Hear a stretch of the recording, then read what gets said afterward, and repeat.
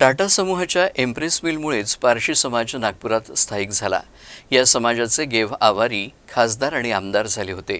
दरम्यान गेव्ह आवारी यांनीही रतन टाटा यांच्या आठवणींना उजाळा दिला. प्रेस मिल जब बंद हो रही थी तो हम हर्ट हुए एज अ पॉलिटिशियन ऑल्सो और एज अ पारसी समाज का भी, कि हज़ारों लोगों को रोज़गार देने वाला इतना बड़ा आदमी ये नागपुर की एम्प्रेस मिल क्यों बंद कर रहा है? आप पॉलिटिक्स में भी थे और एमएलए भी थे। हाँ, एमएलए था मैं, एक्स एमपी था, क्योंकि एमपी पहले हुआ था फिर एमएलए हुआ था। तो हमको बहुत बुरा लगा और हम ये पूरी मूवमेंट लेके राजीव गांधी उस समय हमारे प्रधानमंत्री, उनसे मिले हमने उनको समझाया। मुझे अभी भी याद है राजीव गांधी ने ऐसा कहा कि भाई सभी सिख यूनिट वाले मेरे पास आते हैं तो क्या हम डस्टबिन है क्या सिख यूनिट की, गवर्नमेंट ऑफ इंडिया। मैंने उनको समझाया कि सर ऐसा नहीं है, ये यूनिट चल सकती है, मेरे पास आंकड़े हैं। मैंने उनको आंकड़े बताया, लेकिन टाटाज़ ने डिसाइड किया है कि भाई हमको टेक्सटाइल में से बाहर निकलना है। वो धीरे धीरे सब जगह से निकल गए, अहमदाबाद से निकल गए, बम्बई से निकल गए और नागपुर से भी हमको निकलना है।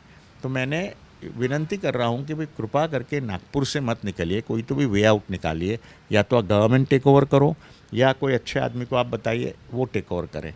ऐसी बात हमने उनसे की और शायद नीलंगेकर जी ने, अपना राजीव जी ने उस समय हमारे सीएम थे, उनको बताया होगा। तो उनका अपॉइंटमेंट रतन टाटा के साथ नागपुर में ये अधिवेशन चालू था, विंटर सेशन, और वहाँ उनके ऑफिस में उनको बुलाया।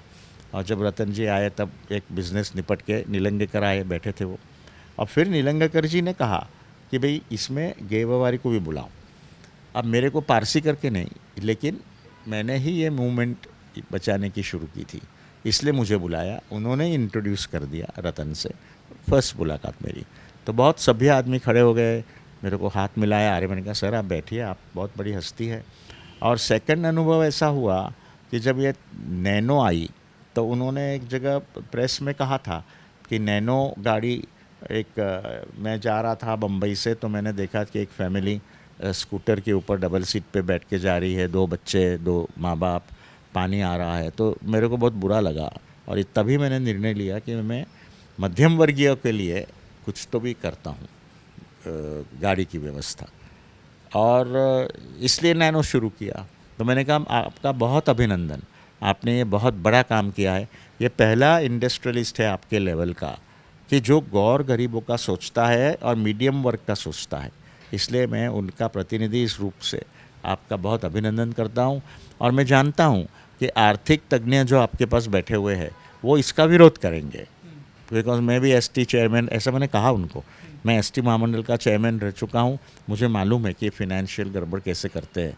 वो आपका विरोध करेंगे, लेकिन आप हिम्मत से, जैसा आपने अभी तक के किया है वैसा आप हिम्मत से काम आगे बढ़ाएंगे, ऐसी मेरी अपेक्षा है।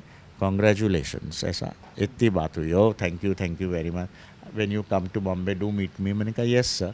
तो फिर वो प्रसंग कभी आया नहीं।